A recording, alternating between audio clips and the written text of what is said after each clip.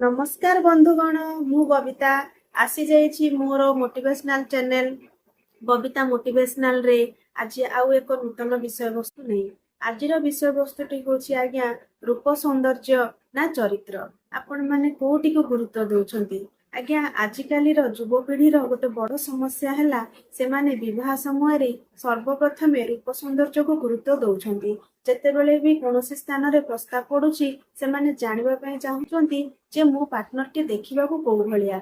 आज्ञा समस्त को एठी सुंदर दरकार ताहले आज्ञा समस्त तो एकापरी भगवान समस्त को बनई नाहंती ना समस्त समस्त पृथक रंगरे रूपरे उच्चतारे स्वास्थ्य सबुथिरे समस्त समस्त भिन्न हेले सौंदर्यटी थाए देखिबा लोकर आखिरे काहाकू किए सुंदर देखा जाए आज्ञा।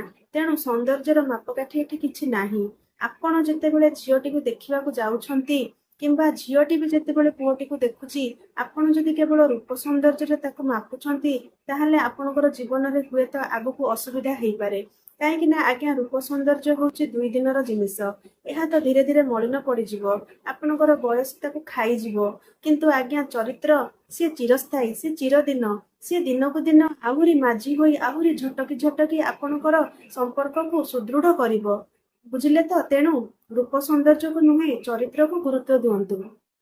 जदि आपण चरित्र को गुरुत्व देई पारु नाहंती आपणक पई रूपटी अति अति आवश्यक अत्यधिक मायने रखुची ताहले आज्ञा दया करी आपण जेतेबेले देखिबाकू जाउछंती आपणको जदि पसंद होउची ताहले आपण विवाह करंतु जदि न होउची ताहले कोनोसी गोटे प्रेशर रे जे एते दिन हला विवाह हेई पार नथिला हो एठी तो होउची चळेई देबा किंबा मते पैसा भल मिलुची चळेई देबा किंबा झियोटी चाकरी करिची चळेई देबा किंबा झियो घर यौतुक अधिक दउछंती चळेई देबा किंबा झियोटी मध्य एपरि भाबिबा कथा नुहे जे ना मोर पसंद थाउ न थाउ यार तो चाकरी भल अछि आ धन संपत्ति अछि चळेई देबा ए जो चळेई देबा वे रे आपण माने विवाह करूछंती सेटा आगो को जदि चळेई पारले तो भल कथा किंतु विवाह करि सारला परे आज्ञा समस्या उपुजुछि। कौनसी गोटे प्रेसर रे कौनसी गोटे समस्यार सम्मुखीन होई जेतेबेले सेमानकर विवाहटी हेई पारुनी एवं गोटे जगार स्थिर होउची सेमाने किछि कॉम्प्रोमाइज करी विवाह करि जाउछंती किंतु परे सीटी को जीवन रे समस्यार रूप देई दउछंती। आज्ञा विवाह परे अनेक जगार मु देखिछि झियो मानकू तू कला तू असुंदर तू मोटा तू एमिति देखा जाउछु तू सेमिति देखा जाउछु एभलिया सासू ननंद स्वामी प्रत्येक ता मुह ऊपर कहंती। आज्ञा एटा कोन ठीक से तार सौंदर्य तार रूप तार स्वास्थ्य तार रंग सता सेटा कोन ता हाथ रे जदि ये सब जिनिस निज हाथ रे थांता ताहले तो प्रत्येक आज्ञा निजको सुंदर करी ऐश्वर्या राय बन जाते। एटा तो संभव नुह। ठीक से पूरी झियो माने मध्य विवाह परे केते जन विवाह हेई जाउछंती तापरे सी मोटा चंदा एमिति सेमिति कही दुनिया तांग मुह ऊपर बाहुना बाहुनुछंती जोटा कि ठीक नुहे। आज्ञा आपण देखि जाय आगर जुग नुहे जे आपण देखि नांती आग तो न देखि विवाह करी मध्य वर्ष वर्ष विवाह को चलाउतिले एबे तो जुग अछि आपण देखि जाय विवाह करछंती जदि आपणकर पसंद नै आपण स्पष्ट भाव रे मना कर दियंतु किंतु विवाह पर से स्त्री हुंतु किंबा पुरुष हुंतु शाशुघर लोक हुंतु केही मध्य बहुटिकी हो कि ज्वाइंटिकी हो मुह सामने रे एपरी बाहुना बाहुनिबा उचित नुह। आज्ञा सर्वोपरि से गोटे मनीष तार भी आत्मा अच्छी ताको भी सब जिनिस शुणिले कष्ट लगे। आज्ञा कहतु तो एपरी जिनिस काहाको मध्य कष्ट दब तेणु जहाँ भी आपण कहउछंती आपण जानि रखंतु ताहाको निहाती कष्ट होउची।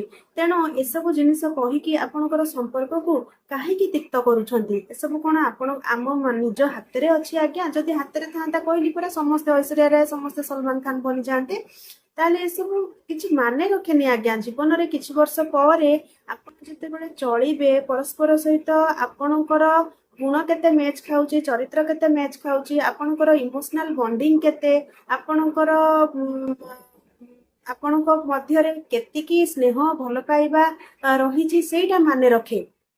सौंदर्य किछि दिन परे आ किछि माने रखे नाही। आज्ञा सेति पई सौंदर्य को गुरुत्व देई निज संपर्क को खराब करंतु नाही।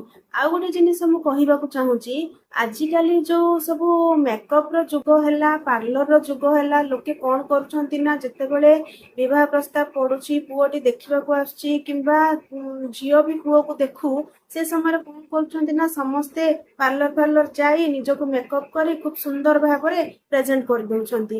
କିଛି ପୁଅ କିଛି ଝିଅ ସେଥିରେ ମଧ୍ୟ ସେମାନଙ୍କୁ ସେ ଭଲ ଲାଗୁଛି, ବିବାହ କରି ଯାଉଛନ୍ତି। ତାପରେ ଯେତେବେଳେ ସେମାନେ ପ୍ରକୃତ ରୂପଟିକୁ ଧୀରେ ଧୀରେ ଦେଖୁଛନ୍ତି, ତାଙ୍କୁ ସେଇଟା ଆଉ ଭଲ ଲାଗୁନି। ତେଣୁ ଦୟାକରି ଆପଣ ମାନେ ଯାହା ଆପଣ ସାମ୍ନା ଲୋକକୁ, ସାମ୍ନା ଝିଅକୁ ହଉ ବା ପୁଅକୁ ହଉ, ଆପଣ ତାହା ହିଁ ଶୋ କରନ୍ତୁ। ସେ ତାକୁ ହିଁ ଦେଖି ଆପଣଙ୍କୁ ବିବାହ କରୁ, ଯଦି ପସନ୍ଦ ହଉଛି ବିବାହ କରୁ, ନଚେତ ନାହିଁ। କାହିଁକି ନା ଜଣକୁ ଧୋକାରେ ରଖି ଆପଣ ବିବାହ କରିବେ, ପରେ ସେଇଟା ବହୁତ ଅସୁବିଧା କରେ ଆଜ୍ଞା। ତେଣୁ ଏସବୁ ଜିନିଷରୁ ନିଜକୁ ଟିକେ ଦୂରେଇ ରଖନ୍ତୁ।